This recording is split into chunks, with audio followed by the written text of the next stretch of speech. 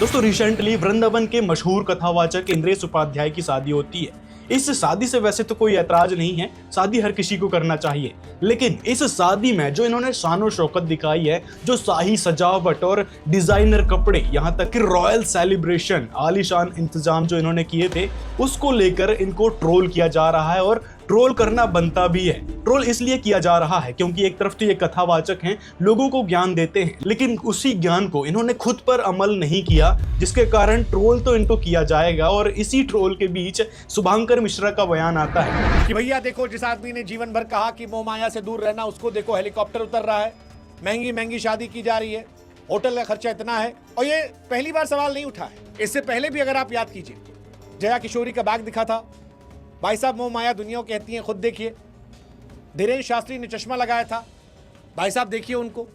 अगर आप किसी कथावाचक को अच्छे से उठते बैठते रहते देख लेते हैं तो समाज के तौर पर हमारे आपके पेट में दर्द होने लगता है। चलिए पहले तो आपको बताते हैं कि इंद्रेश उपाध्याय ने अपने शादी में क्या क्या किया था। जैसे कि शुभांकर मिश्रा ने भी बताया, तो देखो हेलीकॉप्टर उतर रहा है, महंगी महंगी शादी की जा रही है, होटल का खर्चा इतना है। और सबसे बड़ी बात, इन्होंने जो जयपुर के ताज आमेर में शादी की, 5 स्टार होटल कहा जाता है, उस होटल का एक रात का कॉस्ट लगभग 25 से 30 हजार आता है। मतलब सोच सकते हैं आप, वो इतना लग्जरी होटल है जिसमें 25 से 30 हजार और यहाँ तक कि 50 हजार तक का एक नाइट का चार्ज है। अब सोचो, जो शादी इंद्रेश उपाध्याय की उस होटल में की थी बहुत ही ग्रैंड तरीके से, तो उसमें कितना खर्चा आया होगा। एस्टिमेट लगाया जाता है कि 70 लाख से 1 करोड़ तक का खर्चा आया होगा इस शादी में। वैसे 1 करोड़ से ऊपर ही है, क्योंकि इन्होंने बहुत ही वीआईपी इंतजाम इस शादी में किए थे। इनके डिजाइनर्स आउटफिट्स यानी दुल्हन का लहंगा 6 लाख से 9 लाख तक का बताया जा रहा है। दूल्हे की शेरवानी यानी इंद्रेश उपाध्याय ने जो शेरवानी पहनी थी, वो इन्होंने पेस्टल टोन की हैवी एम्ब्रॉयडर्ड शेरवानी, पगड़ी और एक्सेसरीज के साथ, जो कि कुल लगभग 2 से 4 लाख का था। प्रीमियम शेरवानी जो इन्होंने पहन रखी थी, वो कहा जाता है कि 1.5 लाख से 3.5 लाख तक की थी। मतलब इतना इन्होंने खर्चा किया उस शादी में। अब शुभांकर मिश्रा जी कहते हैं कि भाई इन्होंने इतना खर्चा किया, इन्होंने अपनी कमाई की, यजमानों ने इनको पैसे दिया, जिसके कारण इन्होंने इतना खर्चा किया, तो आपको क्या दिक्कत है? तुमको काहे दिक्कत है यार, तुम कौन होते? मेरा पैसा, मुझको कथा सुनना है, मैं खर्चा कर रहा हूँ। कोई दारू पी के जन्मदिन में उड़ा लेता है, कोई विदेश जाके घूम के आता है, कोई अनाथ बच्चों को खिलाता है, कोई कुत्ता खिलाता है, कोई कथा करवाता है। जिसकी जो मर्जी, अपना पैसा वो चाहे जहां खर्च करे। हमको इनके खर्चे से दिक्कत नहीं है, मतलब कार्य ऐसा करना चाहिए जो लोगों के बीच सही मैसेज जाए, ना कि गलत है। मतलब जो शादी इस प्रकार से रॉयल तरीके से कर रहे हैं, ये समाज में गलत इम्पैक्ट डालेगी, और ये बात आप खुद भी समझ रहे हैं, लेकिन इनको डिफेंड करने के चक्कर में आप इस प्रकार से बकवास कर रहे हैं। याद रखिएगा, इंद्रेश उपाध्याय न संत है न सन्यासी, गृहस्थ है, कथावाचक है। जया किशोरी, बाबा बागेश्वर या और जितने कथावाचक हैं, ये संत नहीं है, एक कथावाचक है। कथावाचक अलग है, वो गुरु संत नहीं है। ठीक है, गुरु संत नहीं है, लेकिन हाँ, आपने ये बात फिर कही थी ना। और कथावाचकों की जरूरत है समाज को, क्योंकि वो समाज के अंतिम व्यक्ति तक अपना प्रभाव डालते हैं। अंतिम व्यक्ति तक अपना प्रभाव डालते हैं, तो कैसी प्रकार का प्रभाव डालेंगे कि करोड़ों रुपए का खर्चा करो अपनी शादी में और इसी प्रकार से दिखावा करो। इस प्रकार का ही प्रभाव जाएगा उन भोले भाले लोगों तक जो इनको फॉलो कर रहे हैं, इनकी कथाएं सुनते हैं, इनके गानों को सुनते हैं, उनके तक का प्रभाव जाएगा। मिश्रा जी, वो भी तो सोचो। तो इसी कारण लोग उनको ट्रोल कर रहे हैं कि भाई आप जो बातें करते हैं, कम से कम वो तो अपने ऊपर लागू करें, या फिर बस लोगों को सुनाने के लिए हैं। लेकिन नहीं, आपको तो अपने मित्र को बचाना है कि भाई उन्होंने जो दिखावा किया, जो शादी की जो सेलिब्रेशन किया, वो सही था और बाकी सब लोग गलत हैं, और जो उनके प्रवचन पहले के थे वो भी गलत हैं। मतलब इंद्रेश उपाध्याय ने भगवान के नाम से पैसा इकट्ठा किया और फिर उस पैसे को कहाँ लगा रहे हैं? ये अपनी शान और शौकत में, आलीशान रॉयल सेलिब्रेशन में। तो क्या ये सही बात है? और आप जो कह रहे हो कि भाई समाज में कथावाचक की जरूरत है, तो कथावाचक की जरूरत इसलिए है कि आज के समय में जो पैसों की दौड़ मची हुई है, धूमधाम से शादी की जाती है और कितना पैसा खर्चा किया जाता है। लोन लेकर एक बाप अपनी बेटी की शादी करता है कि उसकी बेटी की शादी में कोई कमी न रह जाए, 4 लोग कुछ न बोल पाए। इन्हीं कथावाचकों की वजह से समाज सही से सुधर सकता था।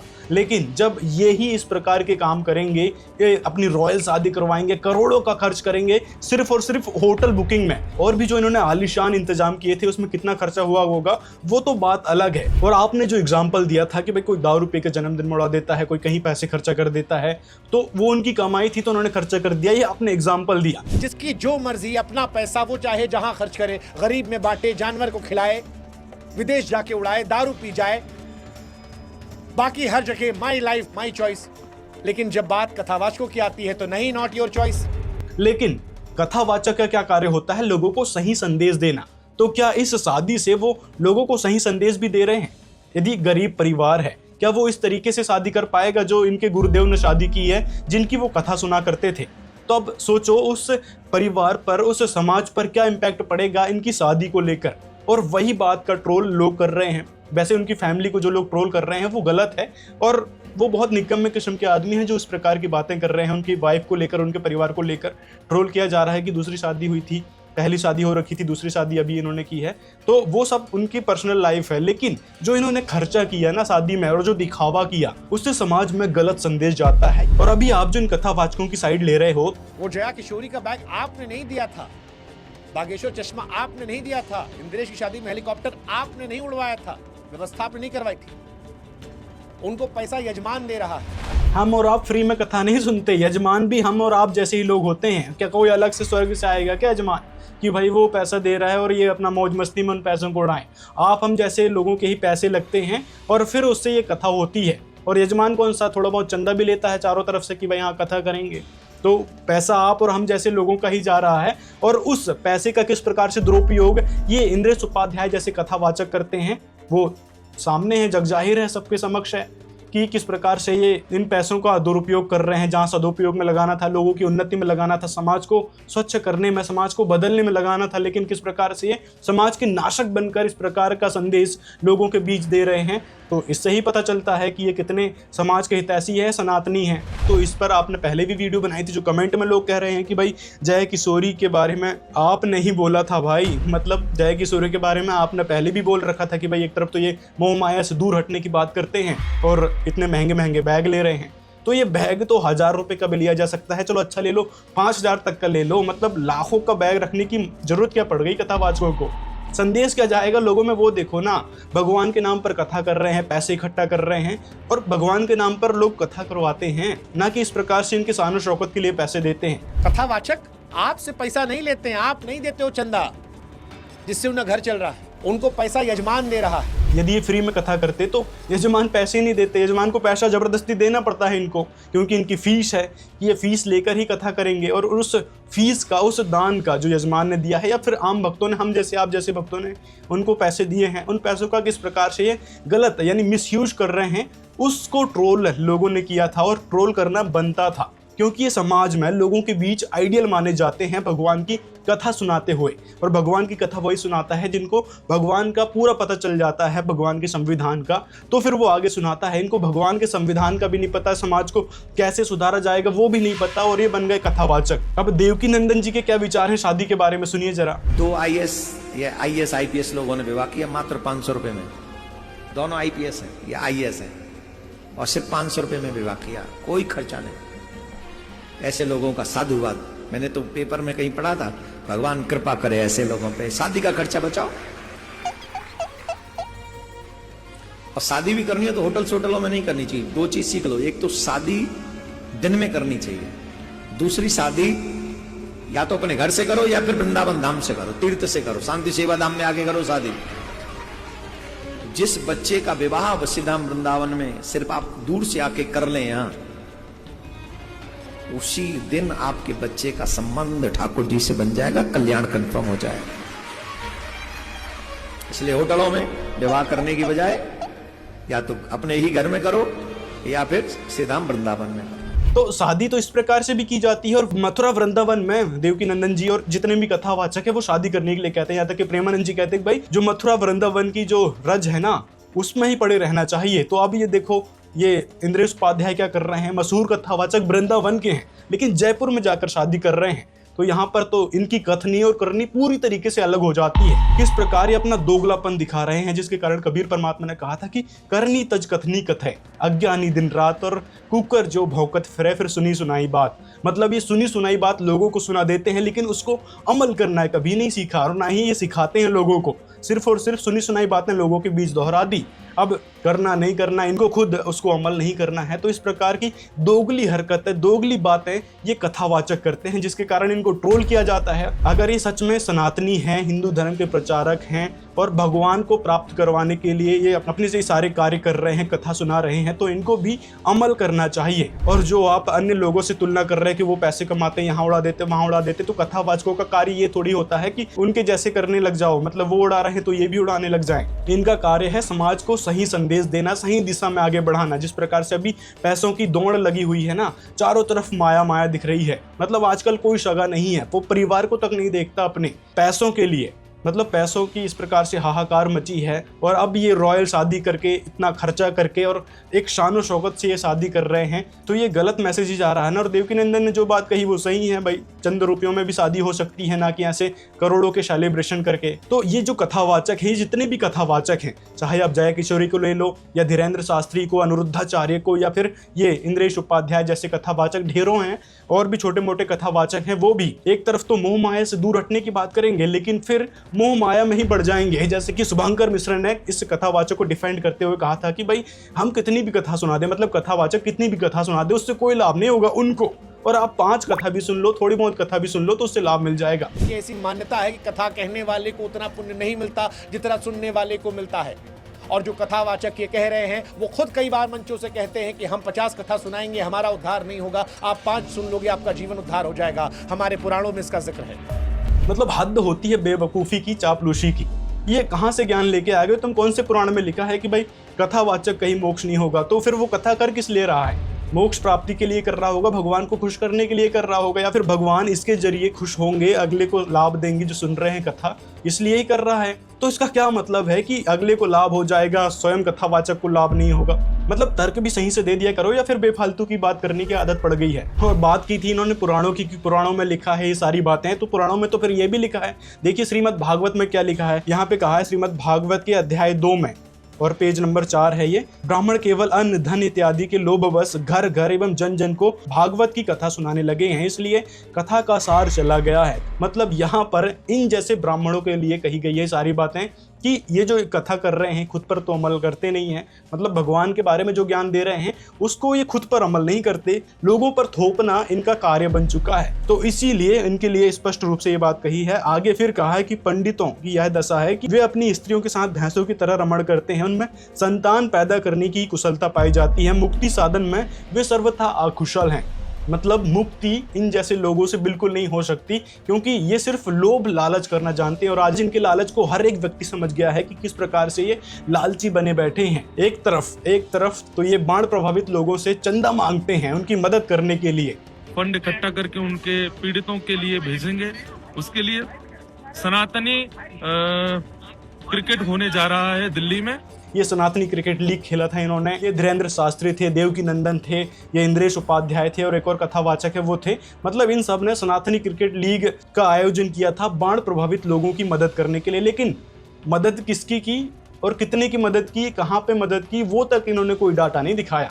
मतलब सनातनी क्रिकेट लीग खेलकर लोगों से चंदा इकट्ठा कर लिया, करोड़ों रुपए आए होंगे वैसे तो, लेकिन उन पैसों को इन्होंने लगाया कहाँ उसका तक पता नहीं है। यदि इनको सच में लोगों की मदद ही करनी थी तो यहाँ शादी में ये रॉयल सेलिब्रेशन करने से अच्छा, इतना करोड़ों रुपए खर्चा करने से अच्छा लोगों की अपने पैसे से ही मदद कर देती। यदि इन्होंने कमाई कर रखी थी अपनी यजमानों से पैसे लेकर, शुभंकर मिश्रा के ही माने तो उन पैसों को ये लोगों के हित में भी लगा सकता था, ना कि यहाँ पे वेस्टेज कर रहा है शादी में।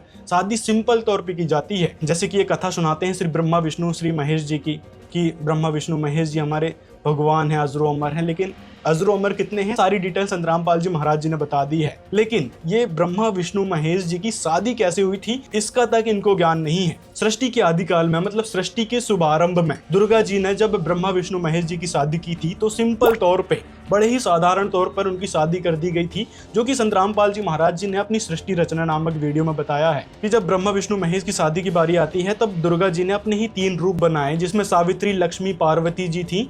और फिर श्री देवी दुर्गा जी ने ब्रह्मा जी को सावित्री जी दे दी कि जाओ अपना संसार बसाओ, फिर विष्णु जी को लक्ष्मी दे दी कि जाओ आप भी अपना संसार बसाओ, और इसी प्रकार शिव जी को पार्वती जी दे दी कि भाई जाओ अपना संसार बसाओ। मतलब किसी भी प्रकार का उस समय इस प्रकार से ढोंग धतूरा नहीं किया गया था जो ये कथावाचक प्रवचक अपने आप में करने लग रहे हैं, या फिर जो पंडित हैं वो लोगों के बीच करवाते फिरते हैं। वो मुहूर्त को विशेष महत्व देते हैं कि भाई मुहूर्त में, इस मुहूर्त में, इस शुभ लग्न में शादी करनी चाहिए। तो परमात्मा कबीर जी कहते हैं, वशिष्ठ मुनि से तत्वेत त्रिकाली योगी, जिसने तुम तीनों कालों के जानने वाले सम्मानते थे। वशिष्ठ मुनि से तत्वेता योगी और शोध के लगन धरे, और सीता हरण मरण दशरथ का वो बन बन राम फिर के सारा दिया उस लगन के शोधन ने। बाप मर गया, अब वनवास होया, धक्के खानता अंडा राम कीता सीता कीता।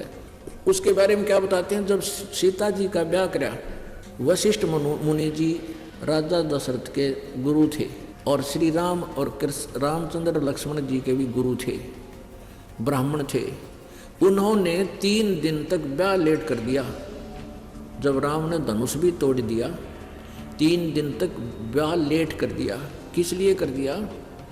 कि अभी शुभ घड़ी नहीं है, तीसरे चौथे दिन जाकर शुभ लगन सही नक्षत्र हो जाएंगे, और फिर लड़की सदा सुखी रहेगी, इनकी जोड़ी सदा बनी रहेगी, सुखी रहेगी।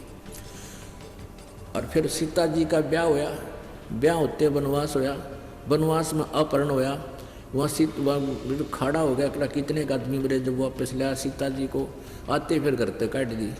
बता क्या सुख होया उसने, उस ब्राह्मण यानी आज के ब्राह्मण उस वशिष्ठ मुनि जैसे नहीं हो सकते। तो संत रामपाल जी महाराज परमात्मा का संविधान बताते हुए कहते हैं कि शादी में ये सब जो दिखावा करते हैं, इससे कोई लाभ होना जाना नहीं है। ये सिर्फ समाज में गलत मैसेज प्रोड्यूस करता है। शादी किस प्रकार करनी चाहिए परमात्मा के संविधान के अनुसार, जैसे संत रामपाल जी महाराज 17 मिनट में, मात्र 17 मिनट में, बिना किसी आडंबर के, बिना किसी लोक दिखावा के, और बिना किसी दान दहेज के, बिना किसी सेलिब्रेशन के कर देते हैं, बिना किसी ढोल नगाड़े से कर देते हैं। मतलब इस प्रकार की ड्रामेबाजी नहीं करते जो इंद्रेश उपाध्याय अपनी शादी में करवाने लग रहे हैं। चारों तरफ ये सेलिब्रेशन हो रहा है और रथ में बैठकर आ रहे हैं राजा बनकर। मतलब क्या मिलता है इस प्रकार से शादी करने से? ये सिर्फ लोक दिखावा है। ये बात संत रामपाल जी महाराज कहते हैं, ये सिर्फ फालतू के आडंबर हैं। और संत रामपाल जी महाराज जो शादी करवाते हैं वो बिल्कुल साधारण सिंपल तरीके से सभी देवी देवताओं की, 33 करोड़ देवी देवताओं की आराधना करते हुए शादी करवाई जाती है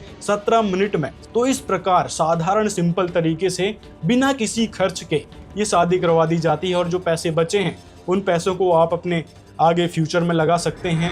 वहीं दूसरी तरफ इंद्रेश उपाध्याय ने जो शादी की उसमें सारे पैसे तो खर्चा हो गया, फिर लोगों से ठगेंगे, चंदा के नाम पर ठग लेंगे, या फिर कथा सुनाने के नाम पर कि भाई हाँ कथा कर देंगे, यजमानों को तैयार करो।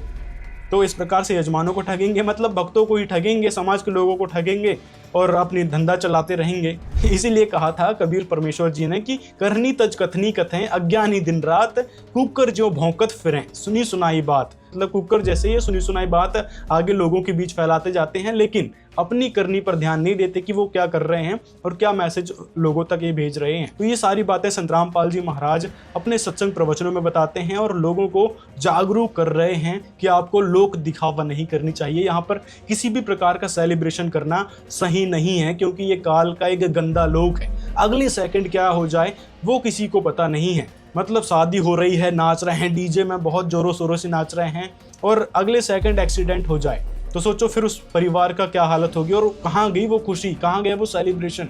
तो इस प्रकार परमात्मा से डर के हमने यहाँ पर भक्ति करना चाहिए। ये बात संत रामपाल जी महाराज बताते हैं। वहीं फिर इंद्रेश उपाध्याय जयमाला के बारे में कहते हैं, हमारे हिंदू वैदिक समाज में एक बात सत्य बताएं, विवाह में जयमाला पहनाने का कोई रिवाज नहीं है। ये जो विवाहों में वर वधू एक दूसरे को माला पहनाते, ऐसा कोई नियम नहीं है। ये तो केवल स्वयंवर में नियम होता था कि जो राजा प्रिय लग जाए उसको कन्या माला पहना करके चुन लेती थी कि इससे हमारा ब्याह होगा। अब उसी को लोगों ने सिया राम जी की परंपरा से प्रारंभ किया, फिर वो जयमाला का प्रसंग होता है विवाहों में। बाकी उसका कोई नियम है नहीं, नियम केवल फेरे और विवाह उसी से संपन्न होता है। मतलब खुद जयमाला डाल रहे। एक तरफ तो कह रहे हैं भाई भाई में कहीं कोई उल्लेख नहीं है जयमाला का, लेकिन फिर ये उसी काम को कर रहे हैं जो खुद इन्होंने अपनी कथा में मना किया था। शुभांकर मिश्रा जी के बारे में कहा कि भाई शुभांकर मिश्रा सर ऐसा ही एक वीडियो कथावाचकों के लिए बना देते कि उनका ओल्ड वीडियो डालकर पूछते कि आपने ये बोला था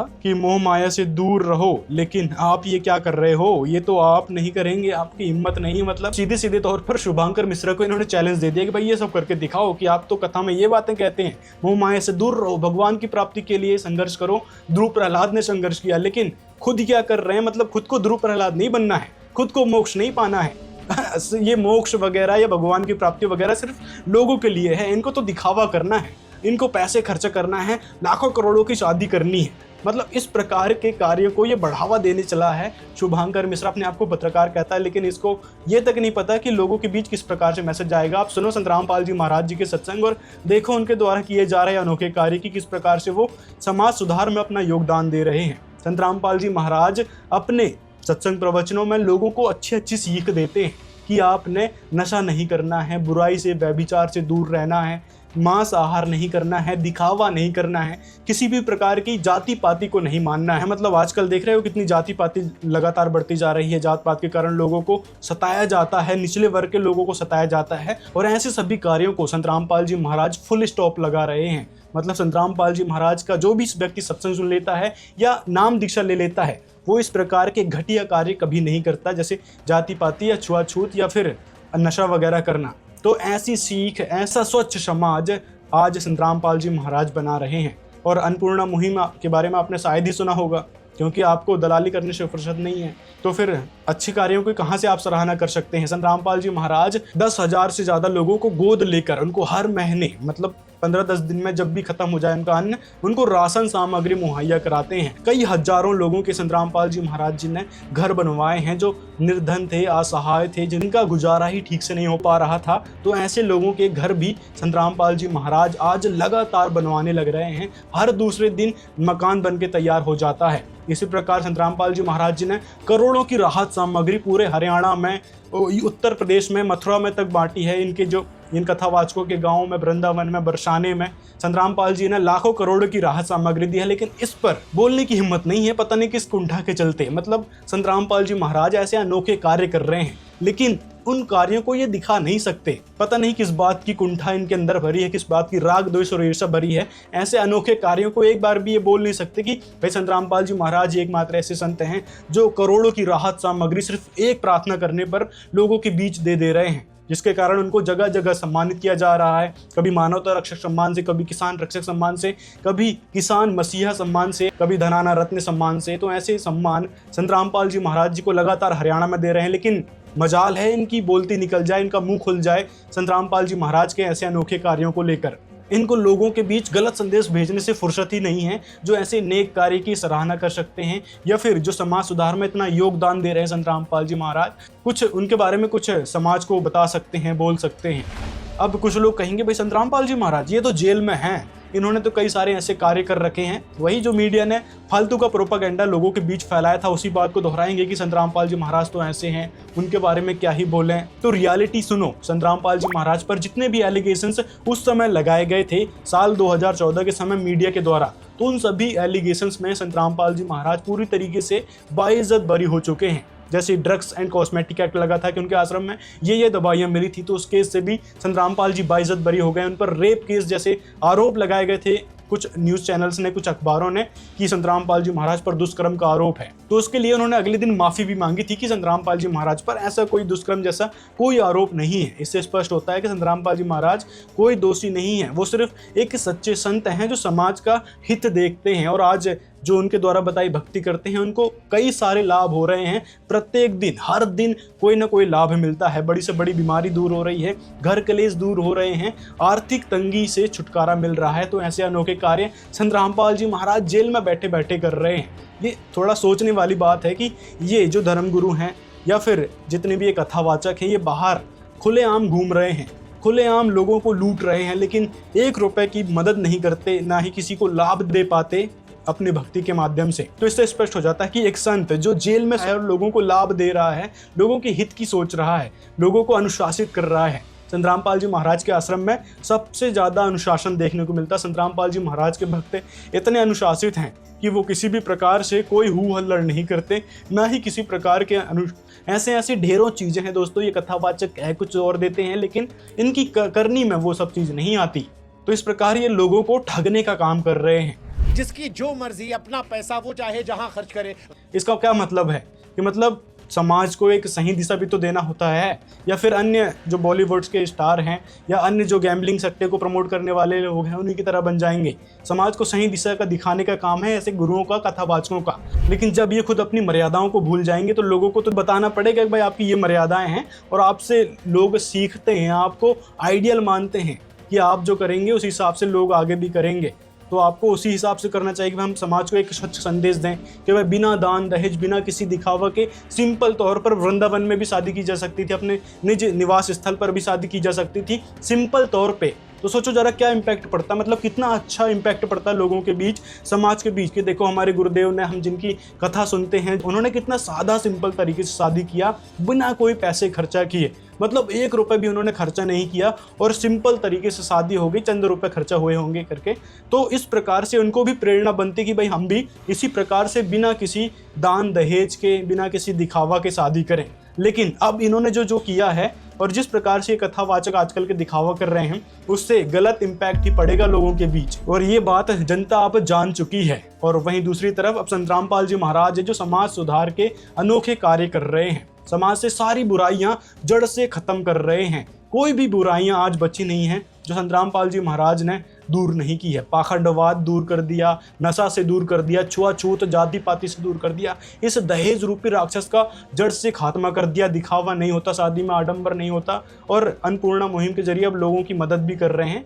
मतलब पहले भी संत रामपाल जी महाराज जी के 12 आश्रम थे, वहाँ जाओ खाओ पियो, कोई दिक्कत नहीं थी। तो ऐसे अनोखे कार्य संत रामपाल जी महाराज कर रहे हैं और अब अन्नपूर्णा मुहिम के माध्यम से लोगों तक राशन सामग्री भेज रहे हैं और घर बनवा रहे हैं, बाढ़ प्रभावित लोगों की मदद कर रहे हैं। तो दोस्तों अंत में आपसे निवेदन है, इस वीडियो को ज़्यादा से ज़्यादा लोगों तक शेयर करें, ताकि जो लोग इन कथावाचक रूपी बीमारी से ग्रस्त है ना, कि इन कथावाचकों ने जो बातें कह दी उसको ही सर्वधार मान लिया, और जो कथावाचक ये कर रहे हैं, इसे दिखावा कर रहे हैं शादी में, उसको ही आगे चलकर एक रीत बना दी जाएगी, परंपरा बना दी जाएगी कि देखो हमारे गुरुदेव जो इंद्रेश उपाध्याय थे, कथावाचक थे, उन्होंने ऐसी शादी करी तो हमको भी ऐसी शादी करनी चाहिए। तो इस प्रकार की ये परंपरा एक प्रकार से आगे चल के बना देंगे, तो ऐसी बातों का पूरी तरीके से खंडन होना चाहिए। इसलिए इस वीडियो को आप ज़्यादा से ज़्यादा लोगों तक शेयर करें और अपनी राय कमेंट में ज़रूर बताएं। मिलते हैं अगले वीडियो में।